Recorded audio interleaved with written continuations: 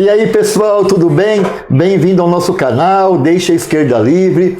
A gente, no mês de outubro, a gente bateu um papo sobre educação, entrevistando algumas pessoas, mas a gente quer continuar esse papo sobre educação porque é fundamental. E hoje a gente está aqui com uma pessoa que tem 15 anos de experiência entre professor e diretor na rede municipal, o Léo Manini. A gente vai bater um papo muito legal para a gente entender como está a situação das unidades. Ele é, claro, o diretor de uma unidade, né, a MF Ibrahim Nobre, mas conversa com os outros diretores, está na rede, circula, então ele entende bastante como está a rede no geral. Não vamos falar da unidade específica, né? Vamos falar como está a rede municipal de São Paulo. Tudo bem, Léo? Como você está? Tudo bem, Toninho. Tá prazer em vê-lo aqui. Obrigado por ter me chamado. É sempre um prazer falar aqui contigo, falar sobre educação, que é uma coisa que me emociona e que é meu fio condutor aí. Engraçado hoje, né? Eu fui na de Santo Amaro e o Kaique, que é um dos nossos assessores que também já trabalhou muito por ali, encontrou um ex-aluno, né? E aí o aluno foi abraçar ele, não sei o que, falar um pouco de como está a situação do aluno, né, que ele está fazendo, não está fazendo. Eu fico maravilhado, inclusive, quando eu encontro ex-alunos, quando eu vou cortar o cabelo lá perto da minha casa, Léo, aí o barbeiro, pô, apareceu o ex-aluno teu aqui que falou que, né, estudou com você e tal, eu fico bastante contente, né? Eu encontrei uma ex-aluna aqui embaixo, né? Você acabou de falar, né? Na entrada, poxa vida, em vários momentos a gente vai encontrando os alunos pelo mundo. Trabalhando aqui na Câmara como estagiário, olha que legal. Muito legal, né? E é legal você ver o aluno em vários lugares. Eu tenho uma aluna que trabalha na frente de casa também, né? Com criança já, daqui a pouco as crianças estão na escola, é muito legal isso. Ô Léo, mas antes, claro, a gente vai falar sobre educação e tal, mas vamos falar um pouquinho do Ibrahim, porque eu fui algumas vezes lá no Ibrahim, assim, além de ouvir uma unidade assim hiper bem cuidada, né? Vocês têm alguns projetos muito legais, né? Tem a questão lá de um projeto literário. Eu adorei lá, por exemplo, a horta de vocês. Ali, para mim, vocês estão transformando aquilo ali, né? Que eu acho que era o lugar onde, inclusive, os vizinhos jogavam lixo ali em volta, né? Conta um pouco assim dessa história pra gente dos projetos lá do Ibrahim, que assim eu percebo, às vezes que eu fui, um enraizamento muito grande que é uma comunidade, né? Sim. Então, conta um pouco dessas coisas pra gente. Eu vou contar, vou regressar, né? Eu dei aula no Ibrahim. Eu fiquei 2 anos de módulo no Ibrahim e dei 1 ano fui coordenador do Ibrahim. E o Ibrahim sempre foi uma escola muito difícil, né? Era uma escola muito grande, uma escola com a estrutura muito precarizada por conta das verbas, que havia poucas verbas que chegavam à escola, né? E por conta dos processos que ela foi vivendo. Quando eu chego na escola, a escola está muito precarizada, sem porta, com as salas muito feias, com um verde hospital, com um muro muito baixo. A primeira coisa que eu faço, Toninho, é pedir para aumentar o muro. Eu consegui aumentar esse muro depois de 9 anos. 9 anos pedindo para aumentar o muro. 9 anos para aumentar o muro. E aí foi com muito choro que eu consegui aumentar esse muro ainda. Isso porque esses caras falam que são a favor da segurança. Imagina se não fosse. O muro era muito baixo. Tantas crianças pulavam para fora, quanto gente pulava para dentro, quanto jogavam lixo para dentro da escola. Então tinha muito detrito dentro da escola. Então, com uma ação coletiva, junto com várias pessoas, com os professores, com os alunos, com o pessoal do Grêmio da Poli da USP. Então, são várias pessoas que foram se agregando para ajudar a gente a conseguir retomar esse terreno. Quando eu cheguei, o antigo diretor havia doado esse terreno, né, porque era um terreno que dava muito trabalho. E aí a gente foi uma luta para conseguir de volta esse terreno. Porque tinha o quê? Pessoas ou uma ONG ali? Eles iam doar acho que para uma UBS, doaram para a prefeitura. Saúde, tá. Doaram para a prefeitura, mas por conta das árvores que eles estavam, né, eu consegui, por conta também do movimento de conselho, de pegar o terreno de volta, porque ali tinha uma quadrinha que era nossa, tinha um espaço que era do Parque das Crianças, a gente ia perder muito espaço. Quando teve a pandemia, a gente precisou e para os espaços externos, porque o espaço interno estava muito perigoso naquela época. Foi quando a gente começou a se enraizar pelos espaços, né? Então a gente foi ganhando território aos poucos. Chegaram os professores, chegou um professor de geografia, o professor Eliseu, Conheci. é muito bacana, que começou a trabalhar com as crianças, com a questão da compostagem. Então tudo que vinha da cozinha, da Inclusive, escola... tem bastante composteira lá, né? Bastante composteiras. Ele revitalizou o terreno da escola, né? Com base em toda essa compostagem que ia ser jogada fora, diga-se de passagem, e a gente revitaliza. A coordenação, junto com ele e com os outros professores, fizeram um pedido de 200 árvores da Mata Atlântica, tem inclusive um pau-brasil lá. Muito legal. E aí começou a haver um reflorestamento daquela parte. E aí também teve a horta que se coadunou com todo esse processo, né? Foi muito interessante porque a gente conseguiu fazer com que os professores usassem o espaço externo da escola. A quadra, a gente conseguiu fazer mais uma quadra de terra que não tinha. Eu também vi lá, achei. E quando eu estava, inclusive, o pessoal estava usando, a molecada estava usando. Sim. E aí, assim, o território da escola se expandiu. Né? As crianças ficaram mais livres, elas conseguiram correr mais, porque uma coisa que não se diz, né, da educação é que as crianças ficam o dia inteiro dentro da sala de aula. Aí o Nicoleles esses dias estava falando sobre a questão de quando o sujeito perde a capacidade motora, que ele vai perdendo a capacidade cerebral também, né? Porque elas são conectadas e a gente deixa as crianças encerradas dentro de uma sala de aula. Isso me pega muito. Então essa questão de expandir, passear pelo território, de sair, de usar as quadras. A outra quadra que a gente tinha era muito precarizada. Então a gente colocou grama, agora a gente conseguiu com a reforma colocar cobertura também. Então aos poucos, ao longo de 9 anos, a gente foi ganhando território, expandindo a escola, melhorando a logística ali da escola para os alunos. A escola hoje tem um nível de uma escola particular. O que eu achei assim muito legal lá, Léo, assim que vocês envolveram uma comunidade escolar, né? Tanto os alunos, né? Então, por exemplo, na parte lateral, que é enorme, né? A horta de vocês, e depois aqui mais no comprido que vem o reflorestamento, e lá na parte de trás também, eu percebia isso, né? A criança, quando eu falo criança, pré-adolescente, adolescente, quer dizer, o fato de ele estar participando do processo, né, é um maior orgulho, quer dizer, tudo isso aí foi a gente que fez, né? Então tem a caminhada certinho pro pessoal caminhar. Aí eu via que tinha as plaquinhas dos nomes das árvores, dos arbustos, não sei o que.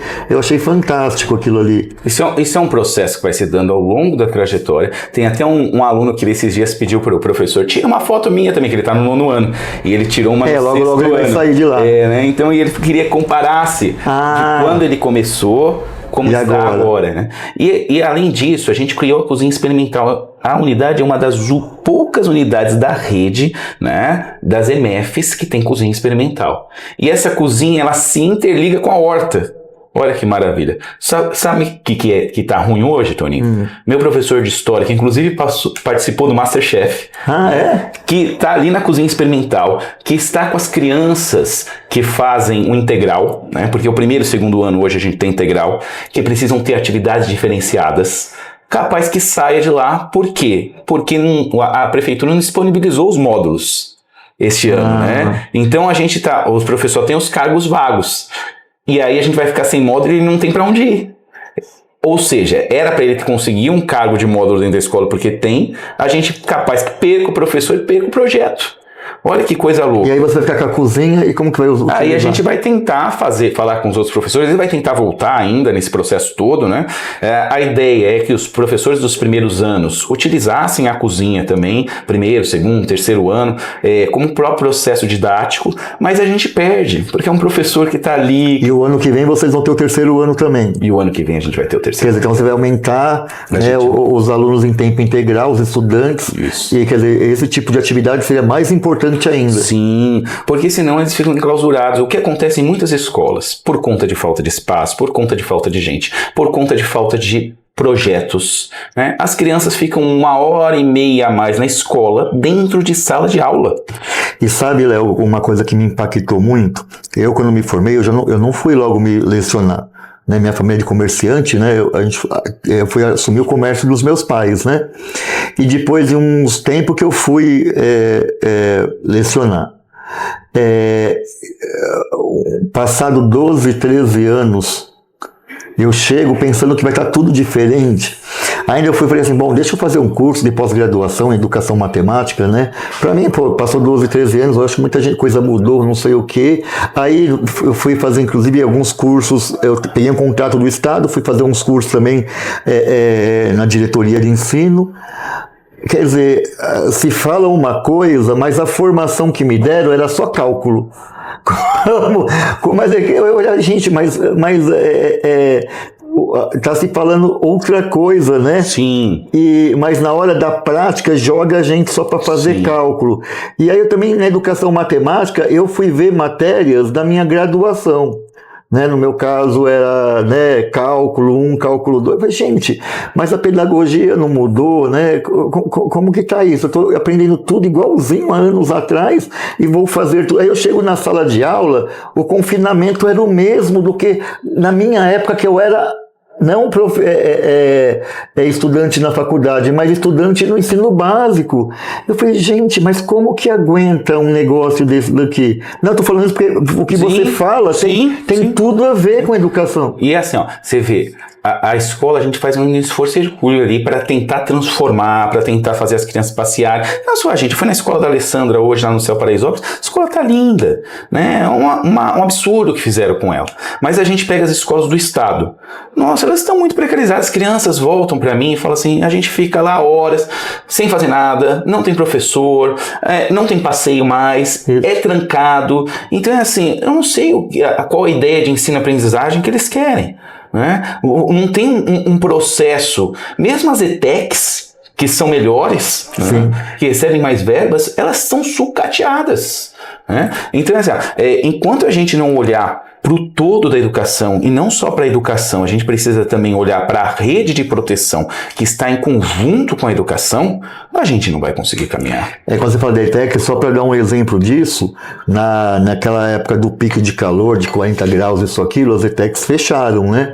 Porque não tinha condição lá dentro. Aí eu fui visitar a ETEC lá perto da minha região, que é a ETEC Sapopemba. Assim,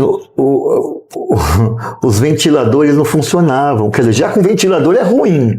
Não é um ar-condicionado, mas mesmo ruim, já não funcionava, não tinha como ter aula mesmo, né? Era impossível. Toninho, como é que você faz recebendo 14 mil reais de verba de PTRF, né? 3 vezes no ano? Uma escola que às vezes tem 15 salas por período, né? E assim, qualquer coisa hoje é muito caro, né? Se você quebra uma tubulação, para você consertar uma tubulação... E a mão de obra também tá cara. Tá caro, né? Não é fácil. E aí, como é que você consegue dar conta disso? A gente conseguiu dar muito conta ao longo do processo, sabe por quê? Porque é a gente que fazia as coisas. Eu comprava a tinta e a gente pintava, chamava os pais, mas isso não é certo. Né? O Estado tem que arcar, ainda mais São Paulo. Sim, né? Maior orçamento. E o nosso PTRF não chegou agora, o terceiro PTRF. O terceiro. Né? Já tem uma diretora me pedindo, Toninho, será que você não arruma alguém aí que pode doar tinta pra gente? Porque não chegou a terceira parcela, tá feio demais minha quadra. Mas como é que a gente trabalha assim? Como é que a gente trabalha assim? Não tem condição. Sem ter previsão, né? Aí eles pegaram e fizeram assim, olha, quem não gastou o dinheiro vai ter que devolver. Aí a gente gasta, eu tô quase sem nada agora lá. Aí você gasta, mas também eles não mandam no dia correto, não tem planejamento de BT. Não sei nem quando que vão mandar agora. E a gente começa a ficar desesperado. Mas vocês também têm outros projetos, né? Tem a questão... Tem a FLIM, né? A Feira Literária do Ibrahim. A feira, a festa, né? Ela começou como feira. Quando eu estava lá de professor, a professora de sala de leitura ia tirar alguns livros. Na época ainda o livro era tombado, era uma complicação. E aí iam ter que ser descartados. Aí a gente falou, vamos fazer uma feira aqui, poxa vida, né? Descartar livro. Aí o diretor na época falou, tá bom, vamos fazer. E daí nasceu pequenininha. E hoje é uma coisa enorme, né? Que tem os marcadores de livro, tem os livros que as crianças fazem textos para a produção de um livro, os professores costuram um livro à mão, né? E é bem legal. E aí termina com sarau. legal, né? Durante a semana inteira e cada vez mais vai crescendo, né? Vários autores vão lá. Quando eu fui lá eu encontrei inclusive o Daniel GT. Sim. Que é maravilhoso. Sim. E aí, assim, são várias personalidades, vários autores, editores, e cada ano vai crescendo mais. As pessoas vão tomando conhecimento, né? Eu falo pro Newton, que é o coordenador pedagógico da escola, que a minha ideia ali era a gente viver em Flynn. Né, em uma feira em que a gente recebesse cultura o tempo todo, né, que a gente tivesse sarau, que a gente tivesse as crianças em movimento, produzindo texto. Se a gente conseguisse transformar as EMEFs em um mini-céu, né? Eu tô falando assim, não com a estrutura que eu acho que não tem espaço de piscina, isso, aquilo, ou, né, mas assim, a gente conseguir ter cultura e esportes, né, em abundância nas unidades. Você né? sabe um lugar que eu falo sempre assim, uma das escolas que eu achei melhor que eu visitei foi o Projeto Âncora. O que o Projeto Âncora tinha? Ele tinha sala de música, ele tinha um circo, ele tinha uma horta, ele tinha um espaço de computador, né? Então ele tinha um terreno bem grande, distribuído, em que as crianças conseguiam executar com autonomia. Sala de ciências, né? Como tem nas escolas particulares. O que acontece é assim, agora a gente conseguiu bastantes coisas até na escola, né? E construindo aos pouquinhos, entretanto daqui a pouco falar, tem que vir mais uma sala aí fecha. Então, isso que eu ia te falar. Eu ando por aí, Léo, o que, assim, eu escuto assim, Toninho, você não ajuda a gente? O quê? Agora tem que ter uma sala de CRM. Nós somos a favor. Sim. Mas assim, mas para ter a sala de CRM, você não pode deixar de ter outro espaço pedagógico que você já tinha. Ou se não, fala assim, Toninho, eles querem colocar, na educação infantil acontece muito isso, né?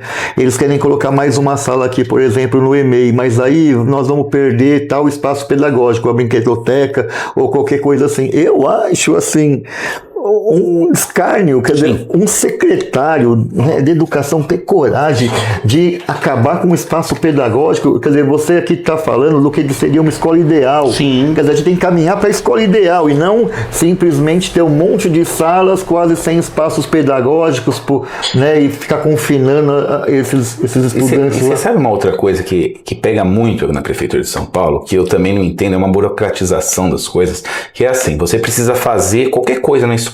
Aí você faz um pedido para a DRE, aí vem o engenheiro da DRE, aí se o engenheiro da DRE não dá, ele vai para o engenheiro da SME, aí a SME manda para o engenheiro da prefeitura e as coisas demoram 1, 2, 3 anos, 4 anos para conseguir fazer uma coisa. Às vezes o diretor já foi até embora, né?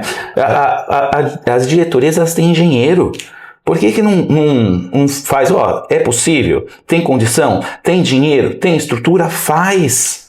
Né? A gente conseguiria construir anexos, construir coisa para cima, construir deck. Eu tô com 2 decks lá, que faz acho que uns 2, 3 anos que estão parados. Agora, nesses dias que eu fiquei na escola, eu fiz uma escrita lá para ver se eu consigo. Falei, tira a parte de cima do deck, ele é um pergolado, né? Para ver se eu consigo fazer.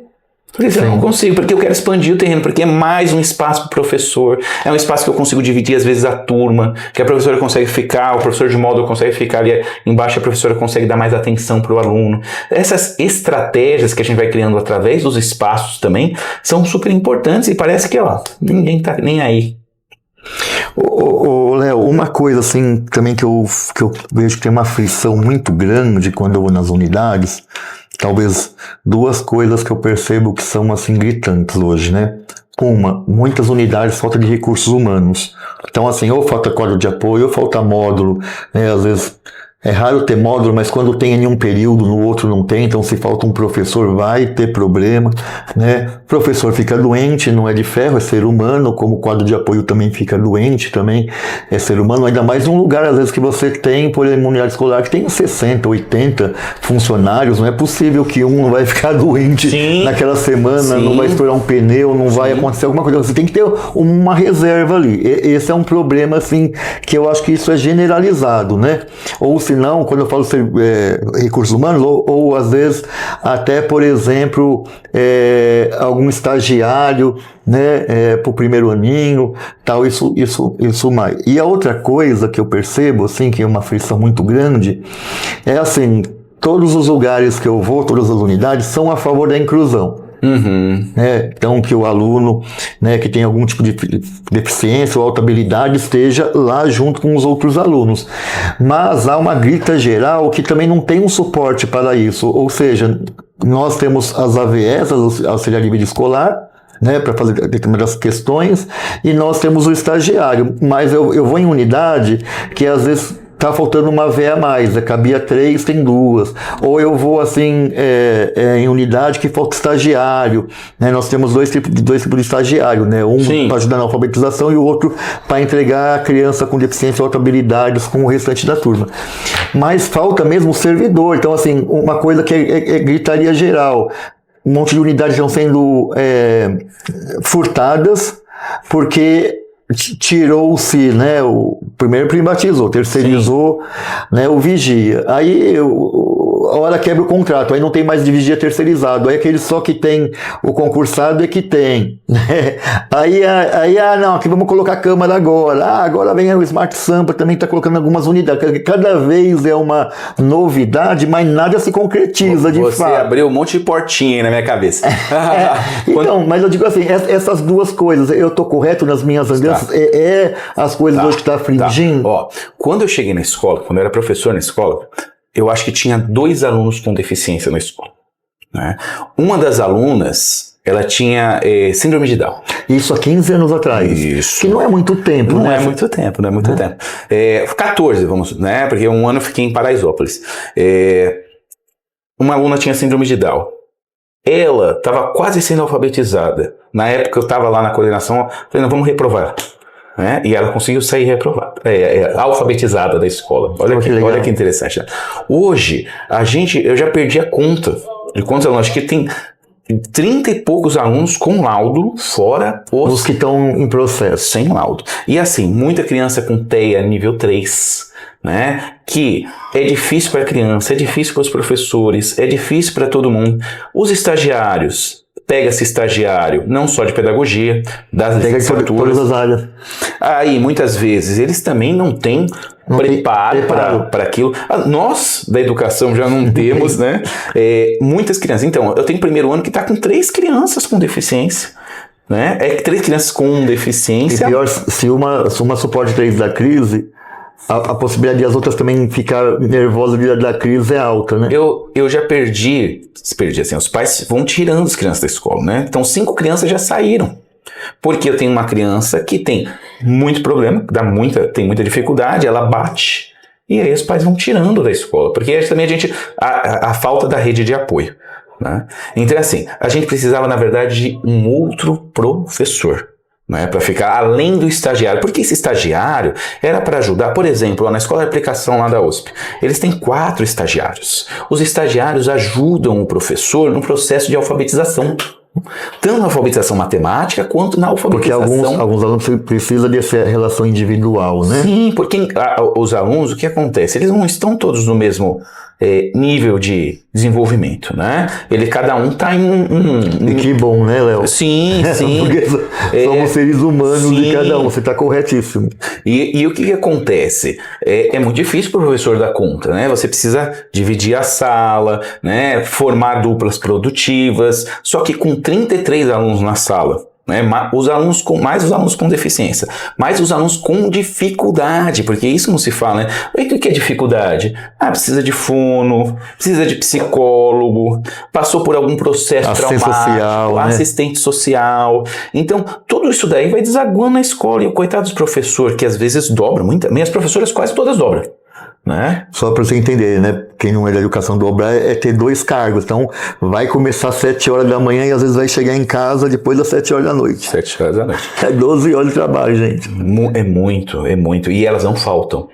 É uma coisa que eu acho, assim, extraordinária. Eu não sei como é que elas conseguem fazer isso, né? E dar conta das crianças. Então, assim, tudo isso está no processo aí dessas avaliações externas, né? De a gente dar conta disso, dar conta da alfabetização.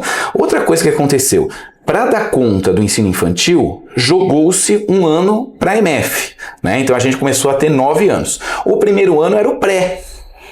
Antes o aluno entrava com 7 aninhos, agora com 6 aninhos, é isso que ele está falando. a gente tinha o Plano Nacional de Educação, que falava que tinha que alfabetizar até o 3º ano. Né, que é o ciclo de alfabetização. Agora, tá falando já no 2º ano, no 1º já tem que estar. Então, as professoras começam a ficar cada vez mais exauridas atrás dessa meta enlouquecedora. É uma exigência muito dura, né, Léo? Até porque na EMEI a criança não tem que passar por processo de alfabetização, é momento do brincar, do lúdico.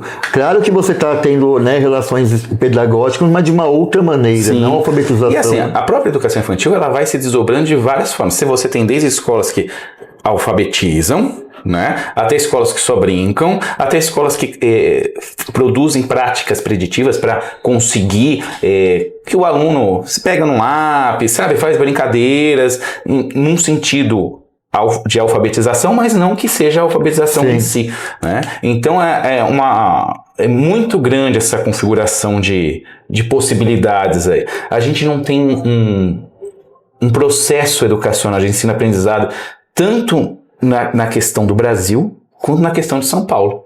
Né? A gente precisava ter um norte, uma questão paidêutica, sabe? Que sujeito que a gente está querendo criar?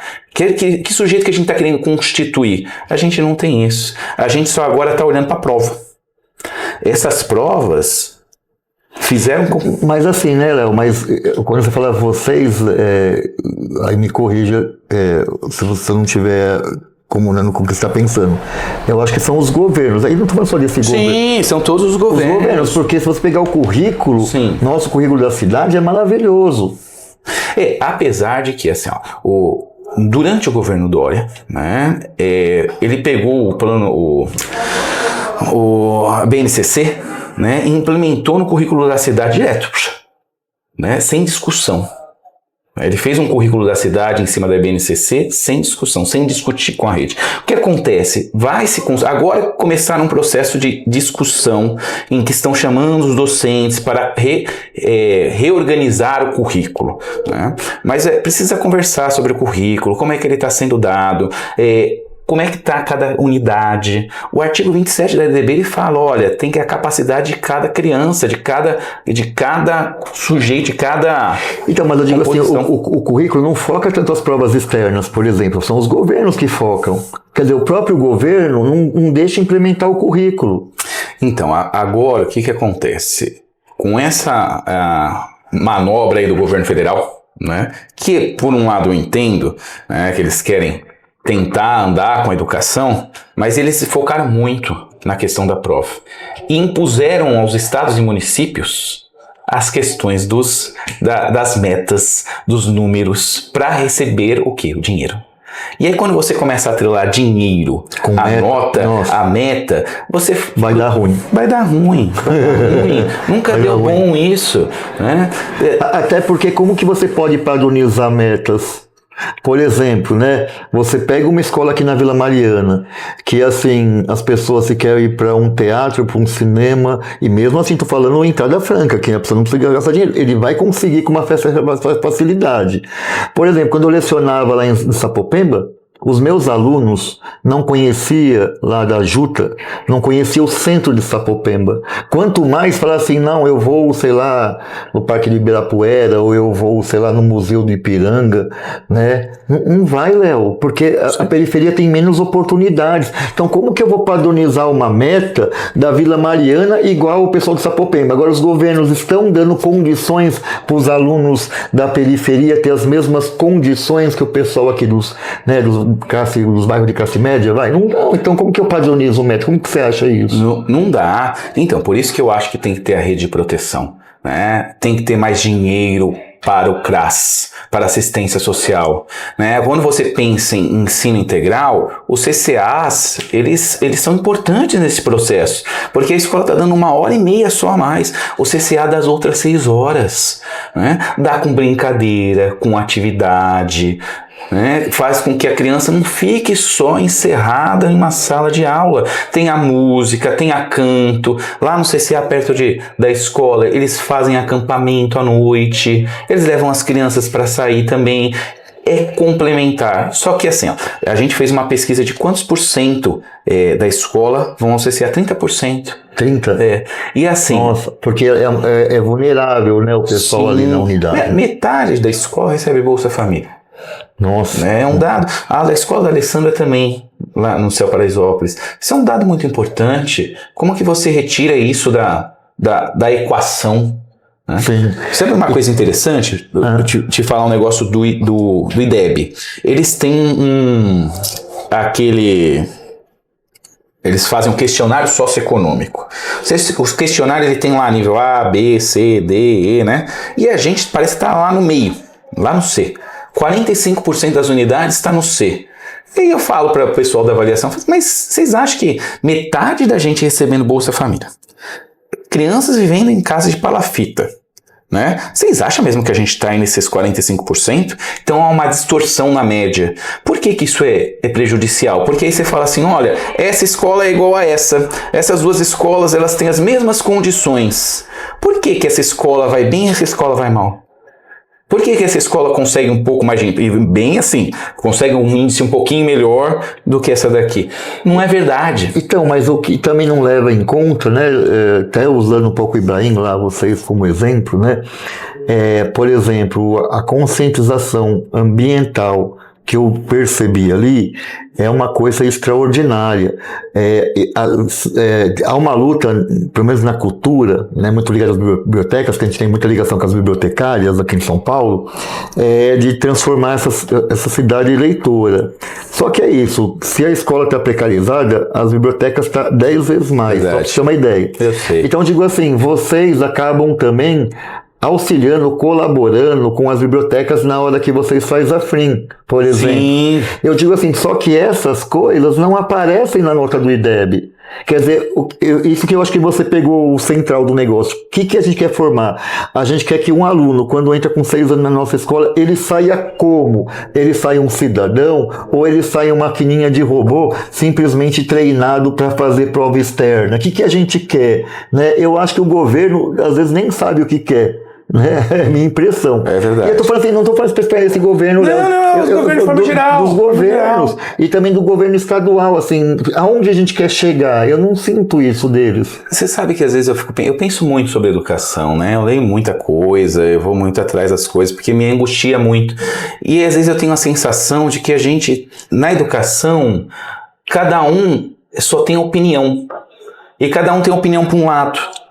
Né? Ninguém parou a falar assim, olha, vamos discutir educação de verdade, vamos pegar as universidades, vamos pegar as escolas, vamos pegar os professores, vamos pensar a educação, todo mundo junto, num coletivo, né? Para a gente tentar chegar num norte pra gente, porque é isso, é a universidade aqui, é o governo cá, é as escolas pra cá, e aí a gente não tem um horizonte do que a gente quer para a constituição do sujeito, do cidadão.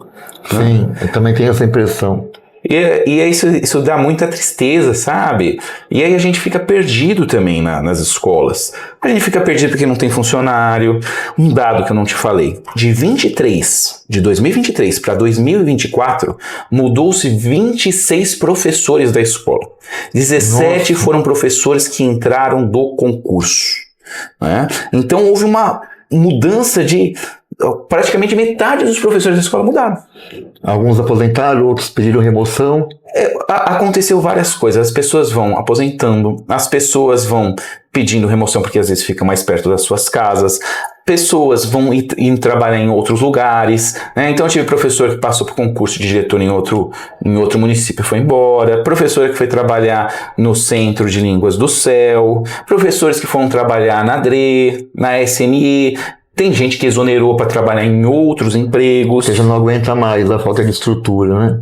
Entendeu? Então é assim, são várias questões aí. E se não há concurso recorrente, você não vai repondo as vagas. Daqui a pouco... Aí você vem com uma parte contrato, que hoje está aqui, amanhã vai estar com contrato em outro lugar, depois da manhã em outro lugar. E aí você não consegue fixar um grupo... Você não cria vínculo. Vínculo. Você não consegue dar formação continuada. Fora que contrato não pode fazer... A GEIF, né? Não tem o PEA, a GEIF, não consegue fazer aquela formação continuada, que é o horário posterior ao horário de aula. E aí como é que você consegue formar alguma coisa aí? Você não consegue. Agora que a gente está conseguindo de 24, que o grupo estabilizou, para 25, conseguir andar com as coisas. A gente ainda teve no meio de tudo isso a pandemia. Que foi um processo muito desgastante. Os alunos voltaram muito difíceis, sem regras, sem ordenamento, brigando muito uns com os outros. Foi um ano assim extremamente difícil. Então, 23 foi muito difícil, 24 a gente teve essa transição, e a 25 agora que eu estou conseguindo estabilizar a escola, me tiram da escola. Quer dizer, de vez o governo ajuda, atrapalha, né? Assim, Léo, quando você fala da pandemia, só para saber um pouco, porque cada unidade foi uma realidade, como que foi esse processo lá? Porque o governo chegou com os tablets, também demorou bastante. Quando chegou, alguns conseguiam ter dados, né? Outros tinham um outro modelo, e aí toda hora os dados, né, dava pau, o chip, e aí não é uma coisa que se arrumava lá na hora, tinha de levar para não sei para onde, para arrumar não sei qual que é o modelo que era o teu, né? E aí, assim, mas tinha áreas da cidade que mesmo com um pacote de dados não tinha sinal de internet, que é o problema das operadoras, né? Que é a operadora, não é o governo aqui municipal. Quer dizer, de certa maneira porque veio um projeto aqui que a gente até votou contra para determinar onde poderia ter antena, onde não poderia, né? E a gente defendia que o BS e escolas todas tinham de ter garantia que as antenas perto delas daria conta de dar o suporte necessário para as escolas, né? Para nenhuma escola, e o UBS fica, porque na Zona Sul tem muito problema nesse sentido, por causa das represas, lá não pode botar antena em qualquer lugar, então é uma catástrofe, né? Então tem muito apagão. Como que foi esse... sim, e outra coisa, estou falando dos problemas, sim, tá? Porque... e outra coisa que eu vi também é assim, né? Aluno, né? É criança, adolescente, tal ali, inclusive eu achava bem pesado aquele tablet para as crianças de 6 anos, né?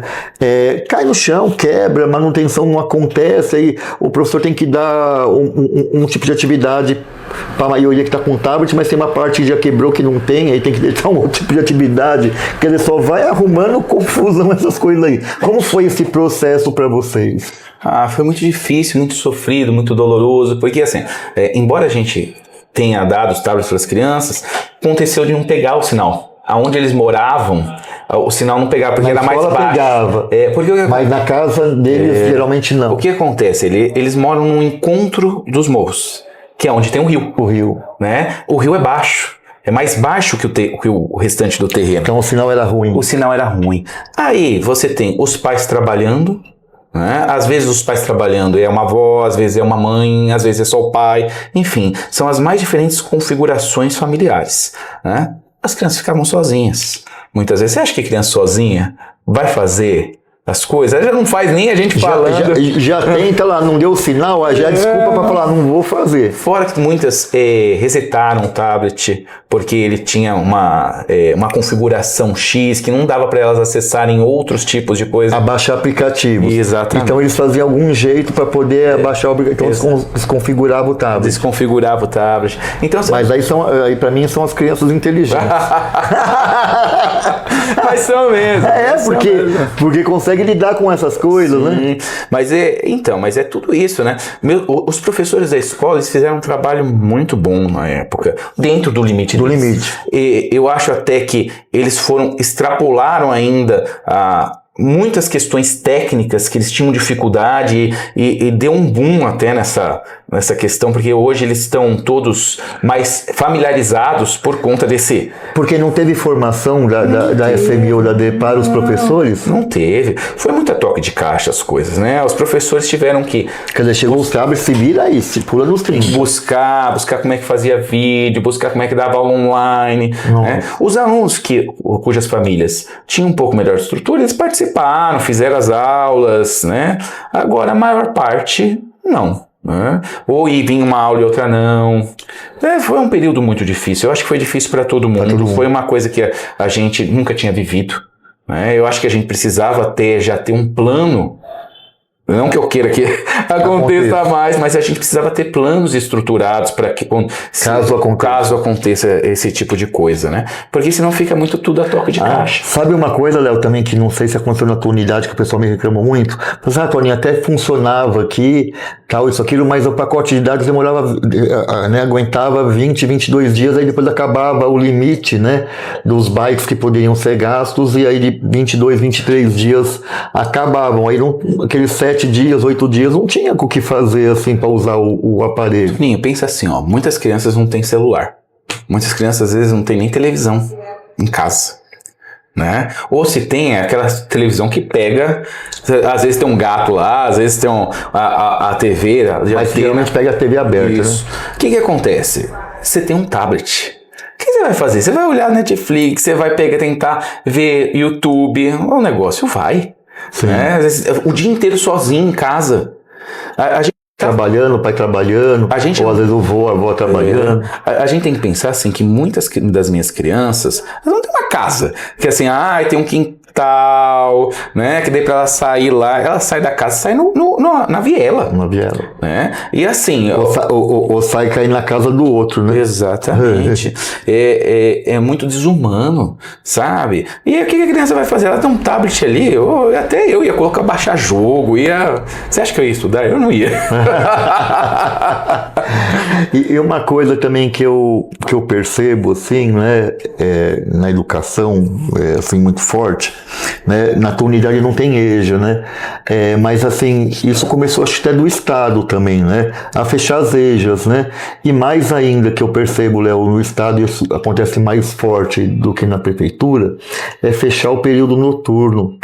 Quer dizer, eu fico pensando, tá fechando o período noturno, os adolescentes que trabalham vão estudar onde? Quer dizer, como que é isso? Olha. Isso bate na prefeitura, não? Eu fico tão triste com essas coisas, sabe por quê? Porque assim, eu vejo, primeiro que os alunos não tinham que ter que trabalhar, os alunos do ensino médio, né? Deve ter uma bolsa, alguma coisa, né? Os alunos do nono ano, meu nono ano, oitavo, nono ano, já estão tudo trabalhando. Já fazendo bico ali, porque eles 15 anos, eles precisam de dinheiro para sobreviver. Ajudar a família. Ajudar a família, eles querem comprar as coisas, eles têm necessidades, né? Tinha que ter bolsa para esses alunos, né? Para não ter que trabalhar.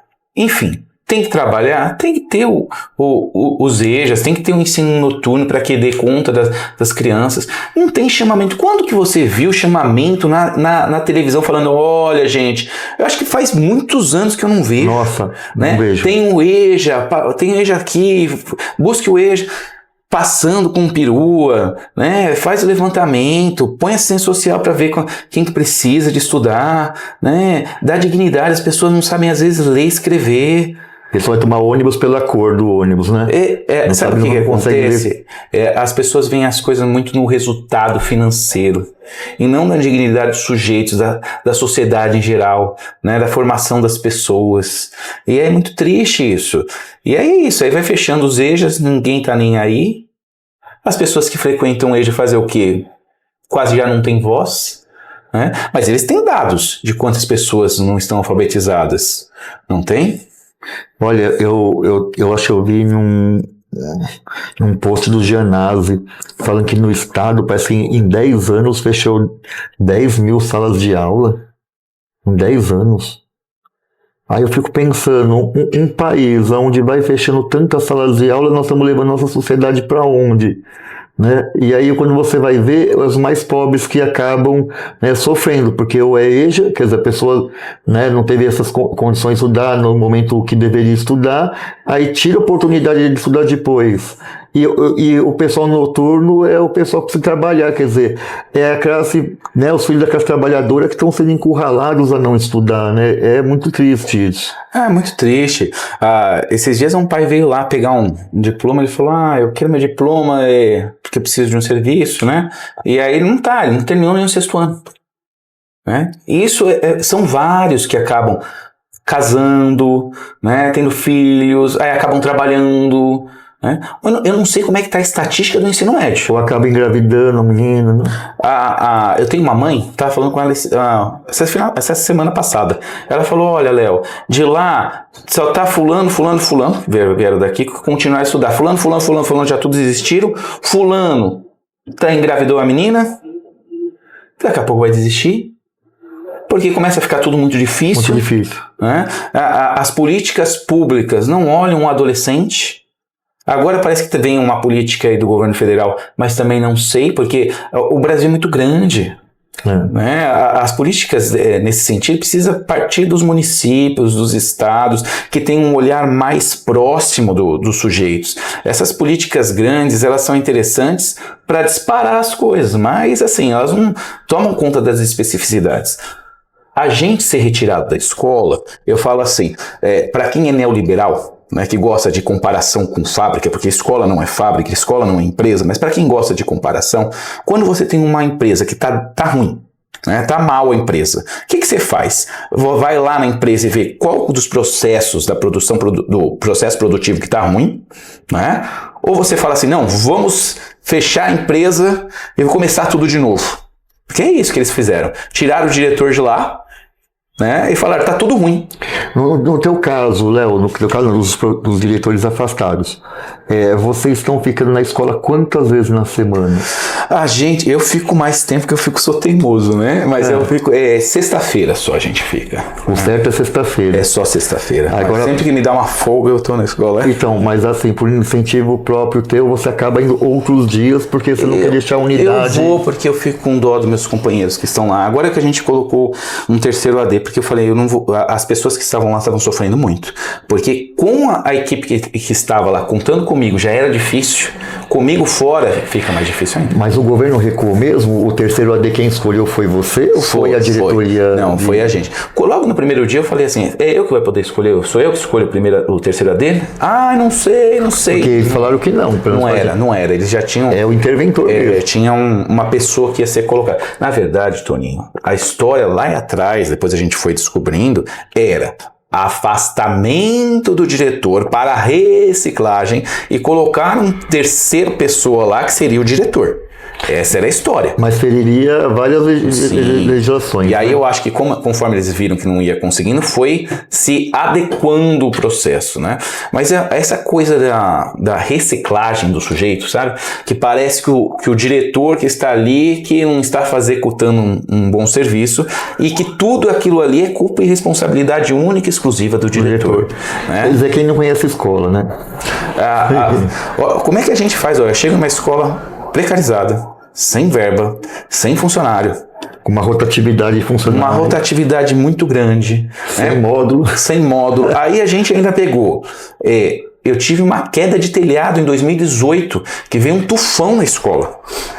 A gente ficou 6 meses com problema. Depois pegamos, 2019 estava indo bem, 2020 foi a pandemia. Aí pandemia, foi uma volta super caótica no meio disso tudo.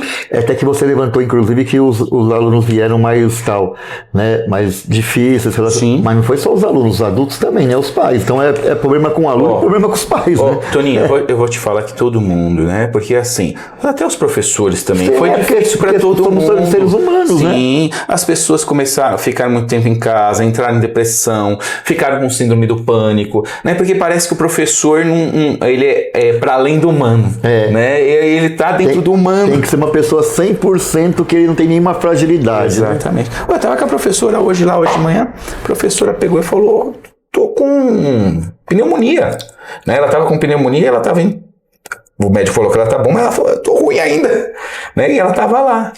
Ela tem 2 cargos na unidade. Né? É uma professora que não falta.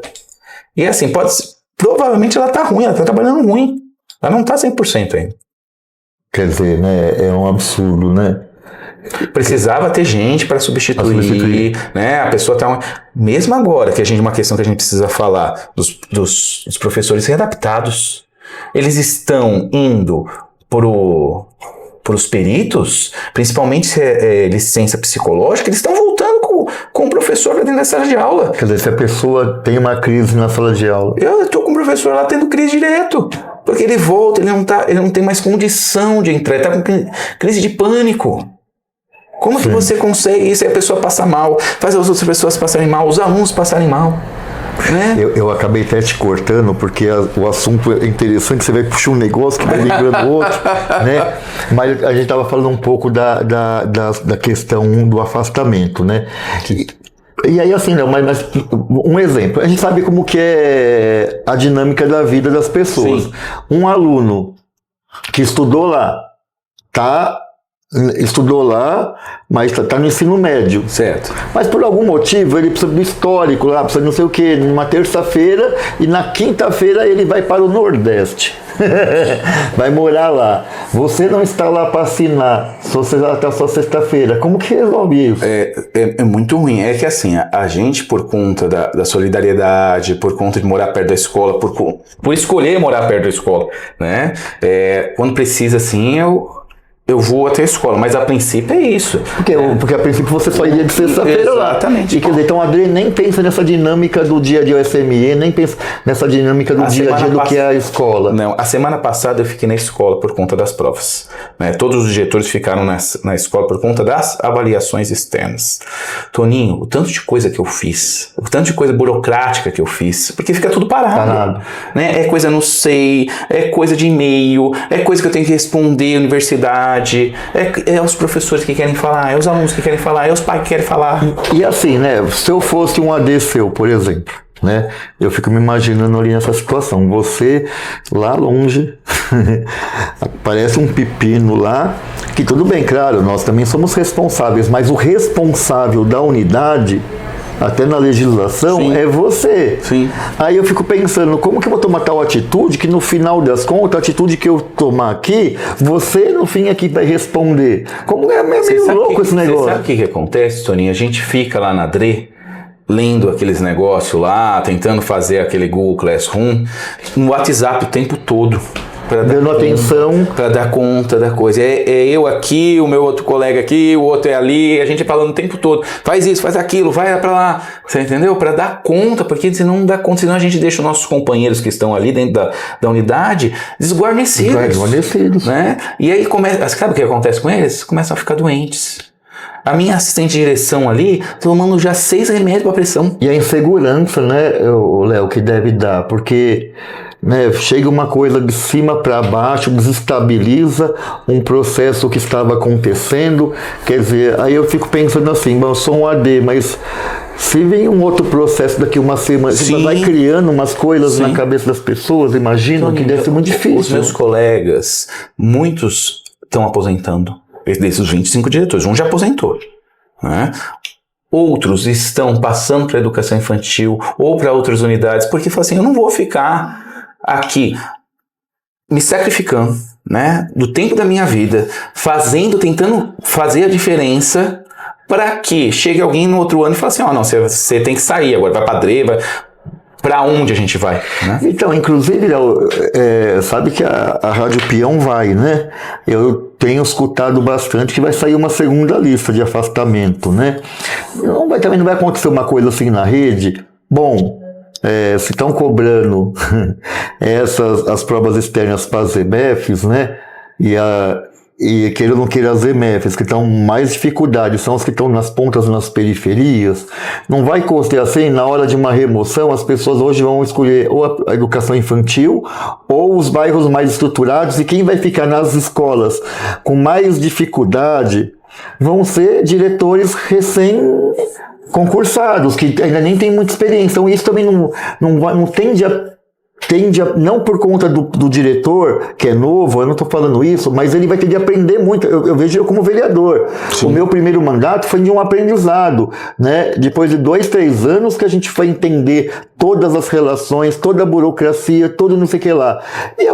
Claro que eu não tenho, talvez o mandato meu primeiro não foi tão eficiente igual os outros. Sim. Não porque eu não queira, porque você tem que aprender mesmo. Não corre tão risco dessas unidades, né, que já tem dificuldade, piorarem. Isso que eu fico pensando. Isso me dá tristeza. Vão piorar.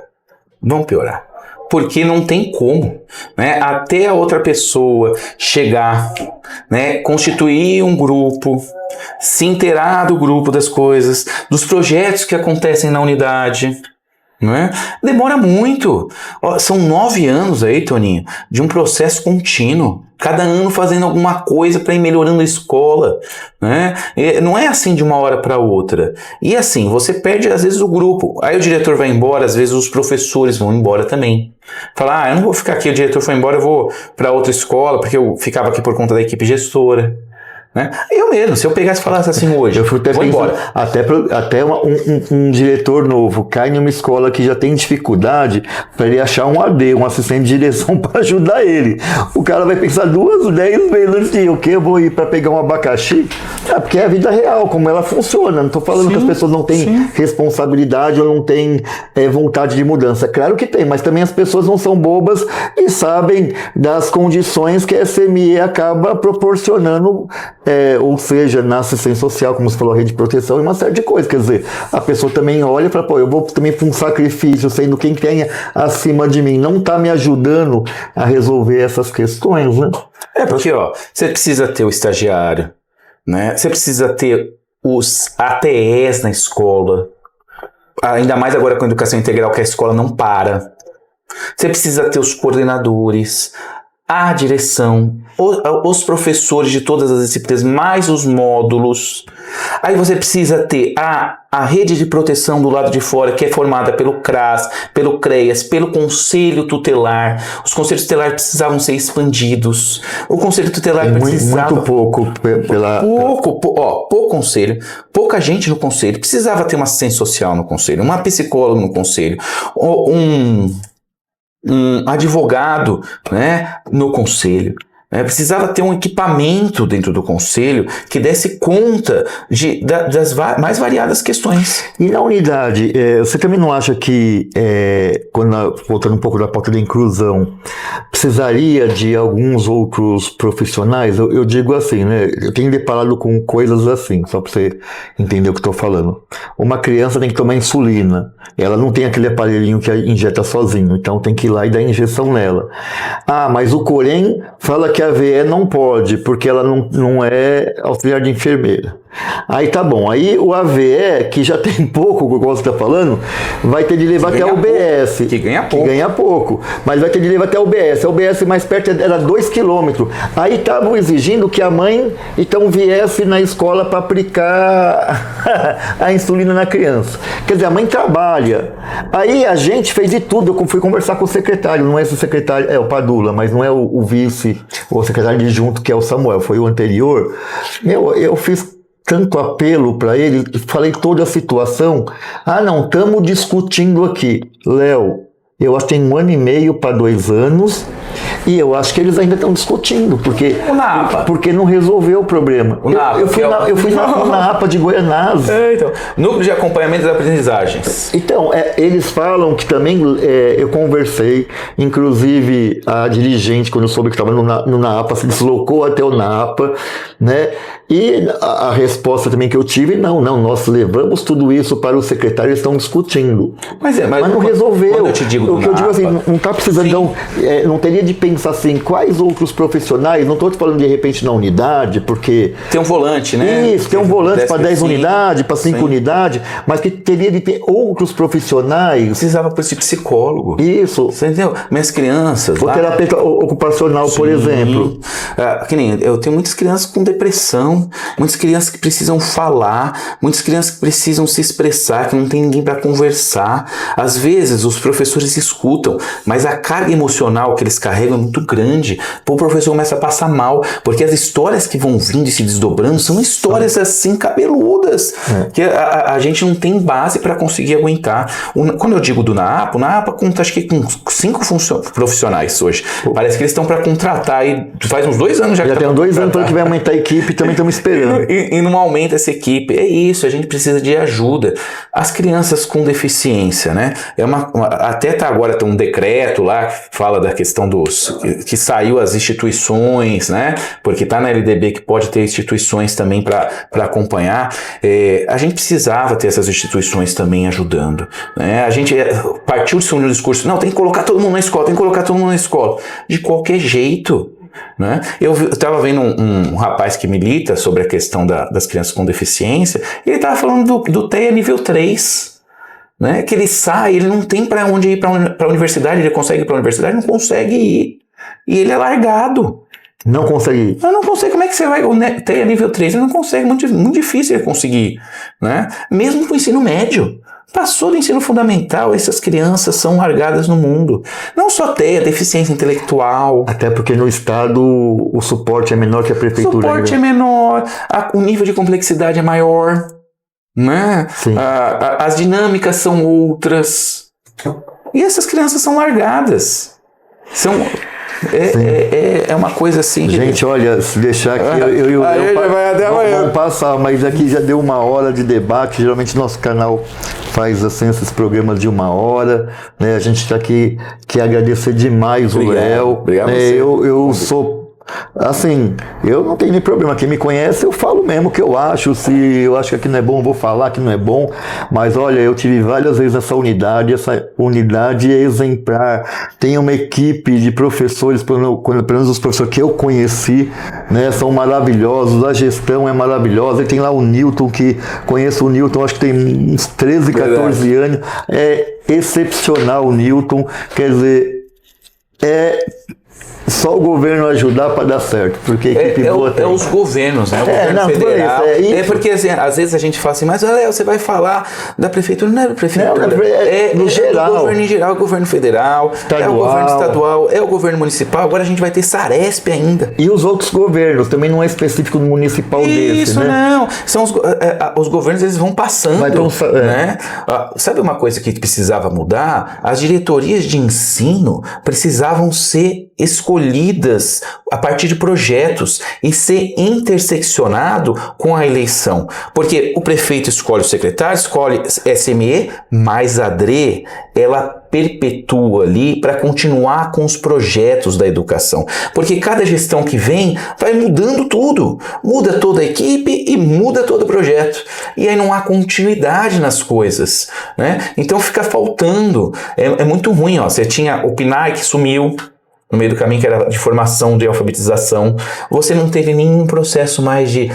agora parece que vão dar, também não sei. De alfabetização de matemática, alfabetização de ciências. Precisa de processo de formação continuada para os professores. Né? E precisa de um projeto de educação para a sociedade brasileira e que continue, que não veja partido. Esse que é o problema.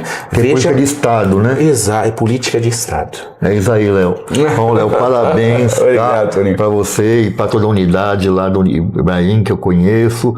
Pessoal fantástico. Vamos continuando aí a luta por uma educação pública gratuita e de qualidade. Com certeza. Tchau aí para vocês. Tchau.